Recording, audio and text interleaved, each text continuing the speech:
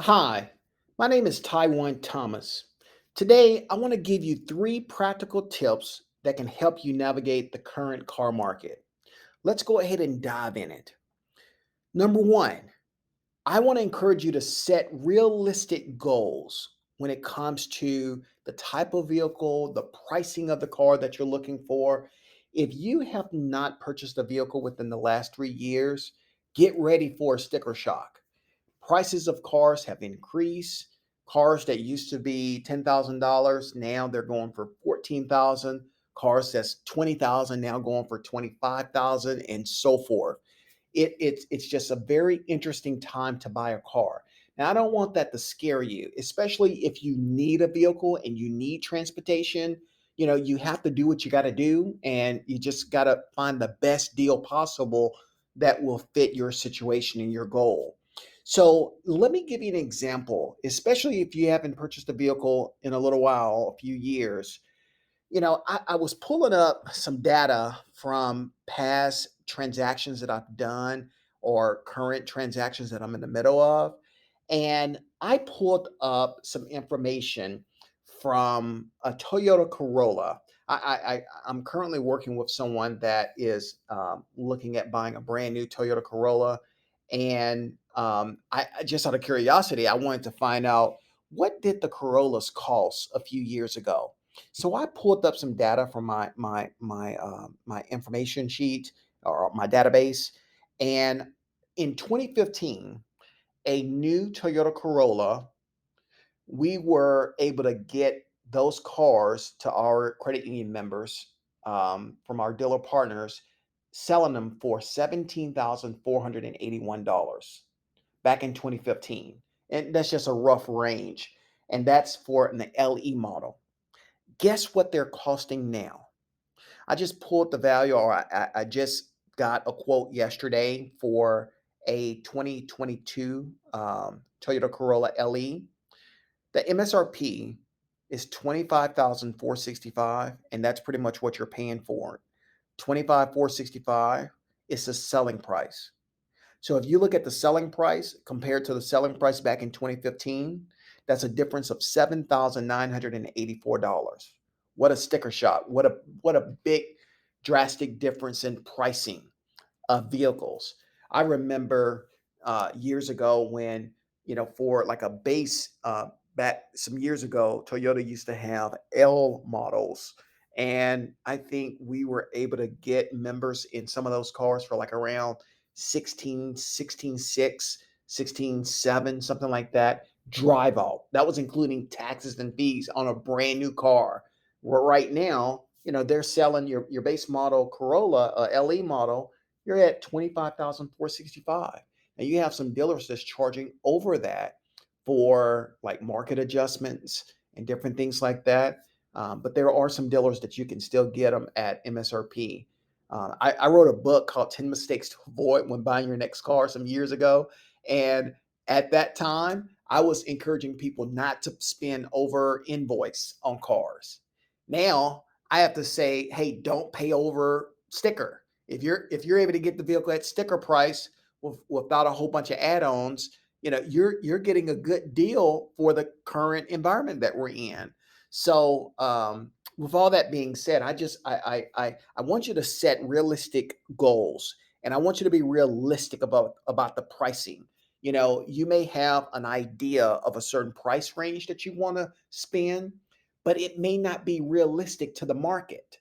So I really want you to be open minded and really look and see what the market looks like and so forth. Also, I was in Florida a couple months ago, a few months ago or so, and I was meeting with dealerships, and I came across one particular dealership, and I'm not going to name any names, but when I met with this dealership, it ticked me off to my core. And this particular dealer, they're advertising a certain vehicle specifically a used vehicle. They're advertising a low price on the used car, but then and that's to draw people in. But then they're charging a little less than $1,000 for a reconditioning fee. and you don't see that fee until you get there to the dealership. You're thinking, I found the car for 14,999, but actually they were trying to be the lowest price or lower price online to draw people in. But then you get hit with, oh, you got to pay $1,000 reconditioning fee. That rocked me to my core because number one, I would not pay a reconditioning fee if I was shopping for a used car. I would not pay that. That's just, So anyhow, be mindful of when you're looking at cars that's online and you see, let's just say you're looking at five different cars and all the cars are going for like 14.5 to 15,000 or 14.5 to 16,000. And then all of a sudden you see a car for 13,000. Automatically you're like, oh, I want to go get the 13,000 because you want to save money. But just because it's the lowest price doesn't mean that it's the best deal for you. It could be numerous reasons why that car is 13,000. It could be something similar to what I told you about my experience with the dealer in Florida where they were adding a reconditioning charge that, you'll be surprised when you get to the dealership. That's one thing. Another thing is, the quality may not be the same. One dealer may focus on making sure that they're changing the tires, changing the brakes and rotors and different things like that.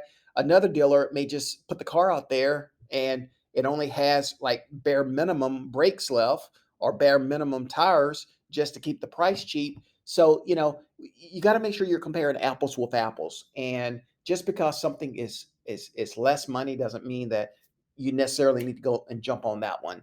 So, be mindful of when you're looking, be realistic of the values, the pricing, and so forth. And I think that can help you. My advice would be to figure out what is your max budget.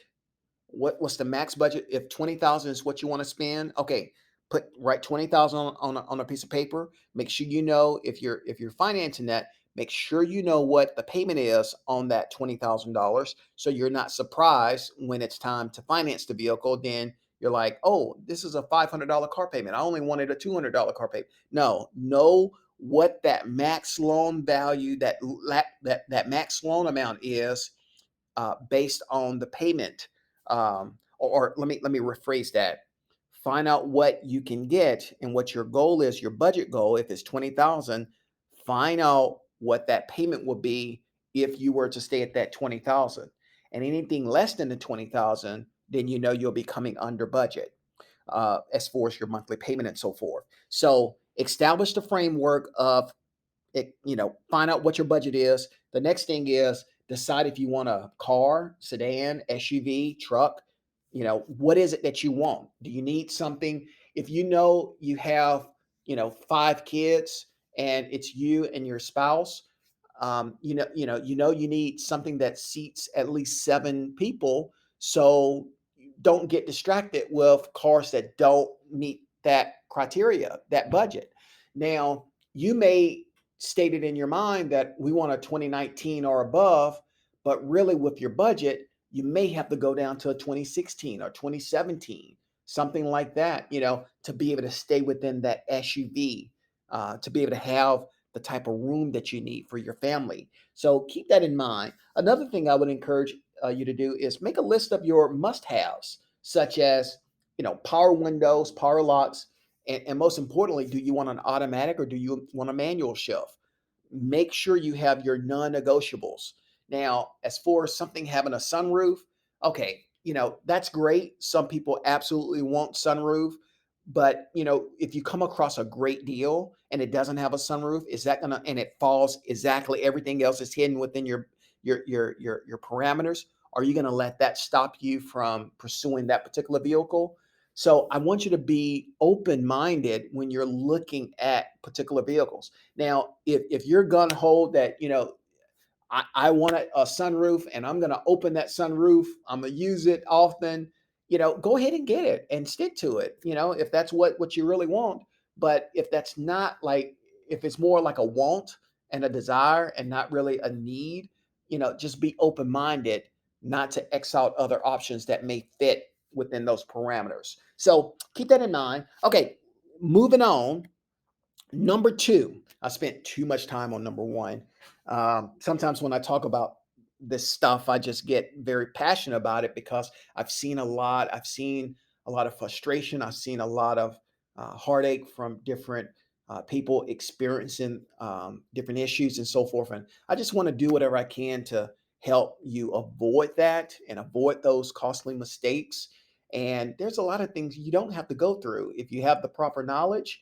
You don't have to face the different things that other people have went through, just by gaining this knowledge. So the next thing is pull a Carfax report. You will be surprised of how many people that are not pulling a history report. And I'm really big on Carfax. I actually need to get with them, and they need to start paying me maybe for advertising them and so forth. But anyhow, I actually pay them now because we have a subscription with them. But I like Carfax because I'm able to look at like the different maintenance records on the vehicle and different things like that. I just like their format better. But there are some other ones that's out there, and you can explore that. But let me give you an example of something. I recently had someone that sent me a vehicle. It was a Hyundai Sonata, and listen to this. And this is why it's so important to pull a Carfax report. On the advertisement from the dealership that this individual was looking at on their own, not with us, but not with our service, but just on their own. The 2000, it was a 2009 Hyundai Sonata, had 33,505 miles on it. The selling price that the dealer had it listed for was 8,495. Now picture that, an '09 Hyundai Sonata limited, so it's pretty loaded as far as like leather and so forth, power windows, power locks, and all that. It's an older vehicle, '09, but it only has 33,505 miles, and it's less than $10,000, less than $9,000. You would think, wow, that could be a great deal.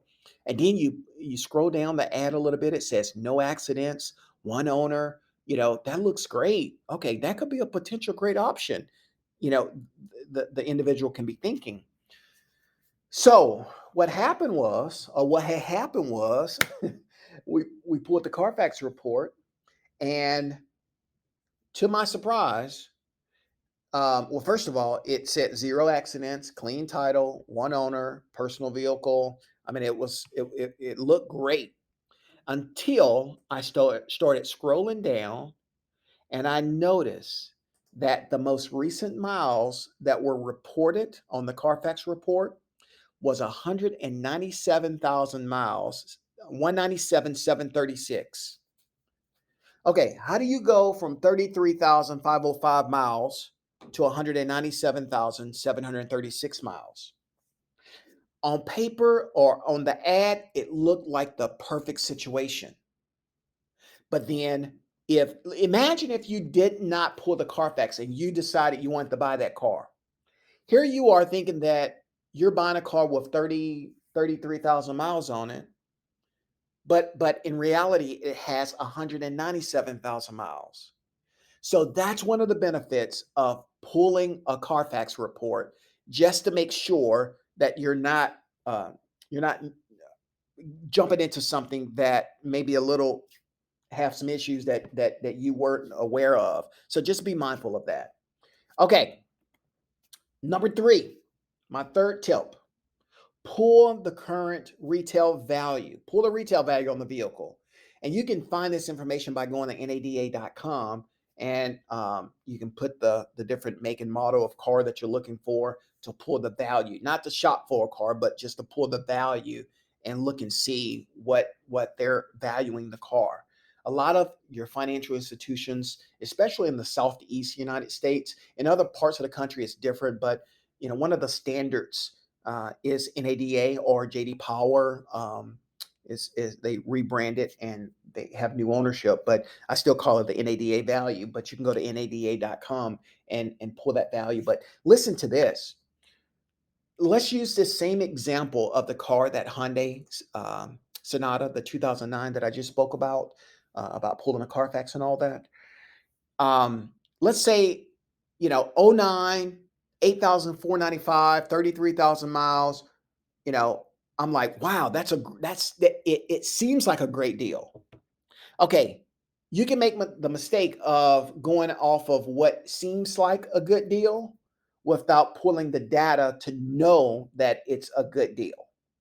When I pulled the NADA value on that car, again, the dealer is selling it for 8,495. So I put 33,505 miles in the system, in the NADA system, and it told me that the retail price with 33,505 miles is $7,588. That's the retail price. But as we know, we pulled the Carfax report, and the Carfax report stated that it has 197,736 miles on it. So guess what happened to the retail value? It dropped down to $4,190. So again, the dealer was selling it. It's online, and as of today, it's still advertised for $8,495. Let's just say if that was the price and the retail price, and it did have the 33,000 miles, you know, the retail price is 7,588. So the dealer is selling it for almost $1,000 over retail. So without knowing that, how do you negotiate with the dealer? How do you communicate with them and say, hey, I put the value on it and the value is XYZ? Now, you may have different dealers come back to you and say, well, the market conditions, the cars are going higher. Yes, and that's true. Cars are going higher and different things like that. But at the end of the day, if you're financing this car, more than likely your financial institution is going to be pulling the value on the car, and they're more than likely they're probably going to want to only loan you a certain amount according to the value of the car, and they may require you to put the difference in a down payment. So just be mindful of if you don't have to overpay for a car, don't overpay for a car. And don't get so focus on this one particular car that you may have found. And you may think in your mind that there's no other car that's even better than this. You know, there's always other options. You're not only just stuck with one option. There's other options. You just have to explore and just keep looking and so forth. So, just to recap, set realistic goals. Number two, pull a Carfax report. And number three, pull the current retail value, which is very important. If you need some assistance and you don't want to do all this by yourself, contact us. We have thousands of cars on the website, cuautosearch.com, that we can help you. Now, we mainly specialize with credit union members, and that's where our focus is. We serve different credit unions in the Southeast and in the Northeast part of the United States. Our team will be more than happy to assist you any way possible. If you see a car on the site, a vehicle can be delivered to you to whatever state that you're in. So if you need help, please reach out, cuautosearch.com, and we'll be more than happy to help you. Last but not least, I would encourage you, if you would, please click like on this video. Please subscribe to my channel, and also please share it with your family and friends if you thought that this information was valuable and it could be valuable to someone else that can help them. Thank you so much for watching, and I hope you have an excellent day. Thank you.